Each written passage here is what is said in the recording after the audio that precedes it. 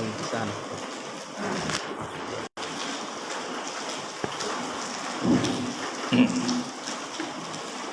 Bismillahirrahmanirrahim. Assalamualaikum warahmatullahi wabarakatuh.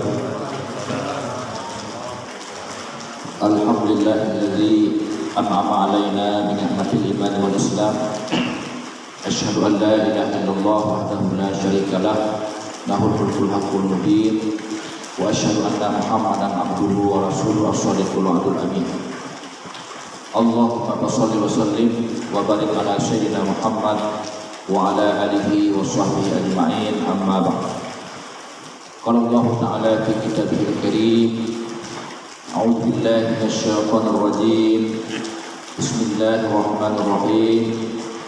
Ya ayyuhalladzina amanu dzkurullaha dzikran katsiran wasabbihuhu bukratan wa asila.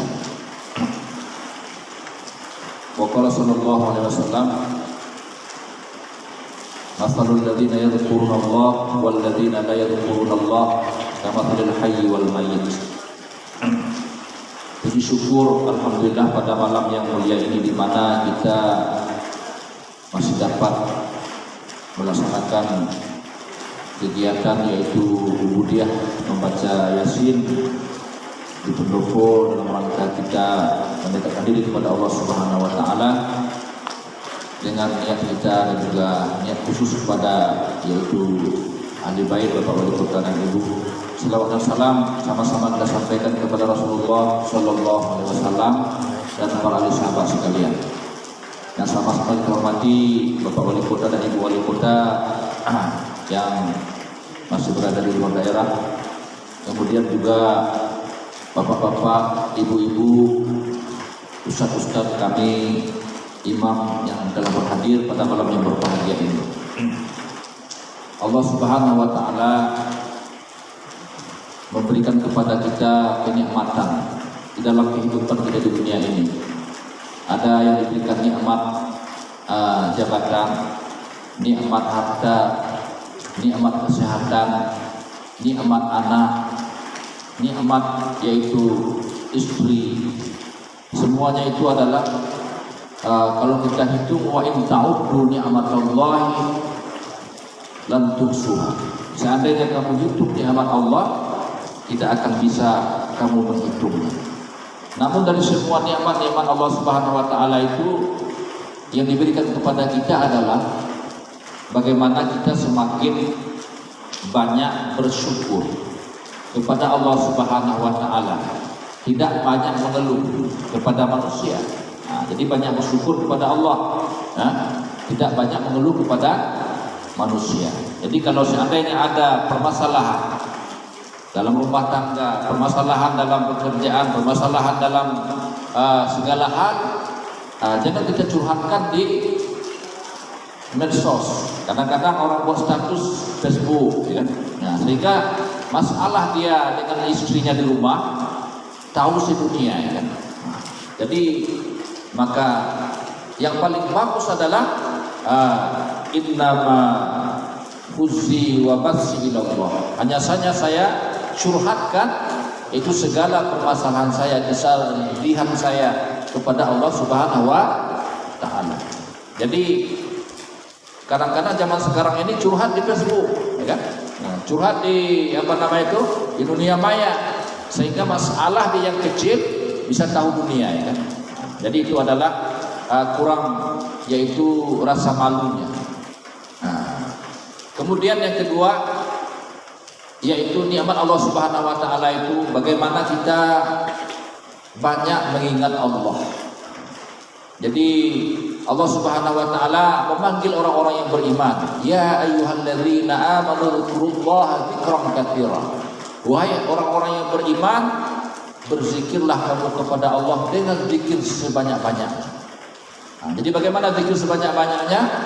Yaitu di pagi hari kita berzikir, selesai salat subuh subhanallah 33 kali, alhamdulillah 33 kali, Allahu akbar 33 kali. Ditutup dengan la ilaha illallah wahdahu la syarikalah, lahul mulku wa lahul hamdu wa huwa ala kulli syai'in qadir. Kemudian kita tambah zikir la ilaha illallah. Awwalu dzikri la ilaha illallah. Jadi faksiru min qauli la ilaha illallah. Banyak yaitu mengucapkan la ilaha illallah. Orang yang istiqamah dalam mengucapkan zikir la ilaha illallah, mukinan bi qalbihi, kata Nabi, yakin dengan hatinya, sehingga apabila akhir kalamnya ketika dia dijemput oleh Allah Subhanahu wa taala, dia mudah mengucapkan la ilaha illallah. Terkadang kita lihat orang yang sudah mau meninggal dunia, sudah nazaa istilahnya kan. Nah, jadi datang anaknya, datang istrinya, datang orang lain, paman, ayah, dibisikkan lagi di telinganya, tapi dia nggak bisa mengucapkan apa-apa. Kenapa? Karena lidahnya, hatinya tidak membiasakan berzikir kepada Allah Subhanahu wa taala. Kemudian Nabi sallallahu alaihi wasallam mengatakan dalam sebuah hadis, "Matsalul ladzina yadhkurunallah wal ladzina la yadhkurunallah kamatsalil hayyi wal mayyit." Umpama orang-orang yang sering berzikir dan orang-orang yang tidak pernah berzikir itu sama seperti orang hidup dan orang mati. Jadi apa hidup Bapak Ibu rahimakumullah? Hidup hatinya. Apa mati? Mati hatinya. Sehingga nanti di hari kiamat orang-orang yang berzikir kepada Allah Subhanahu wa taala dan tuman hari kiamat yang begitu dahsyat sehingga manusia mati hati masing-masing mereka, kecuali ada orang yang tidak mati hatinya, yaitu orang-orang yang zikrullah, orang yang banyak berzikir kepada Allah, wa tilawatil Quran, dan banyak membaca Al-Quran. Maka yang ketiga Bapak Ibu rahimahumullah, itu banyak-banyak kita membaca Al-Quranul Karim. Nah, kenapa? Karena semua teman kita di dunia ini, kita berteman dalam keadaan susah, teman dalam keadaan senang dan sebagainya, belum tentu bisa menemani kita di hari kiamat. Maka kata Nabi sallallahu alaihi wasallam, "Iqra'ul Qur'an fa innahu ya'ti yaumal qiyamah syafi'an li ashabi." Banyak-banyaklah membaca Al-Qur'an, maka Al-Qur'an itu menjadi penolong pada hari kiamat. Jadi itulah yang sebagai penolong kita. Maka di samping banyak kita berzikir, banyak juga kita yaitu membaca Al-Quran. Jadi Al-Quran itu Bapak Ibu rahimahullah paling kurang, setiap hari itu kita baca minimal 3 ayat. 3 ayat. Alhamdulillahi Rabbil Alamin, Ar-Rahmanir Rahim, Maliki Yaumiddin. Mudah sekali. Alif Lam Mim, Dzalikal kitabu la raiba fihi, hudal lil muttaqin. Tutup, enggak masalah ya kan. Nah, ini paling kurang minimal 3 ayat. Maka orang-orang yang ada berzikir dan ada membaca Al-Qur'anul Karim minimal 3 ayat, maka ditulislah oleh Allah Subhanahu wa taala dari orang-orang yang bersyukur kepada Allah Subhanahu wa taala. Nah, kemudian terakhir adalah yaitu bagaimana Allah Subhanahu wa taala terkadang memberikan kepada kita bukan harta yang banyak, bukan jabatan, bukan itu kesuksesan, bukan yang lain-lain, tapi Allah kasih sakit terkadang. Dikasih sakit oleh Allah, ada kala anaknya sakit, ada kala orang tuanya sakit. Itu adalah tanda Allah cinta kepada kita. Nah, jadi apabila Allah cinta kepada hambanya, ibtalah, Allah menguji hambanya itu. Ada diuji dengan kemiskinan, diuji dengan kesakitan, diuji dengan penyakit, diuji dengan anak, ya kan? Diuji dengan kekurangan harta. Jadi itu tanda-tanda Allah sayang kepada kita.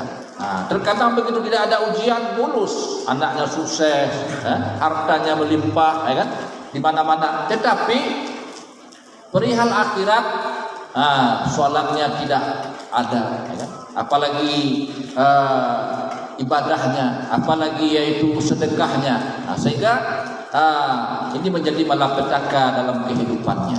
Bapak Ibu rahimakumullah, jadi ujian Allah Subhanahu wa taala itu adalah tujuannya supaya kita mendekatkan diri kepada Allah Subhanahu wa taala. Jadi Bapak Ibu rahimakumullah, karena makanan hidangan yang telah dihidangkan di hadapan kita, marilah kita yaitu menikmati dengan membaca basmalah. Bismillahirrahmanirrahim. Jadi karena sudah berakhir yaitu yang keempat tadi, Allah uji kita dengan kekurangan, dengan penyakit dan sebagainya, tujuannya adalah Allah cinta kepada kita. Itu ibarat SMS dari Allah Subhanahu wa taala, bahwa Allah cinta kepada kita. Maka jangan bersedih, jangan berkeluh kesah dengan ujian harta yang kurang, anak yang sakit, istri yang sakit, terkadang kita sakit, tapi disitulah kita semakin mendekatkan diri kepada Allah Subhanahu wa taala. Demikian saja yang dapat saya sampaikan. Lebih kurang mohon maaf bila itu wal hidayah. Assalamualaikum warahmatullahi wabarakatuh. Waalaikumsalam. Kata.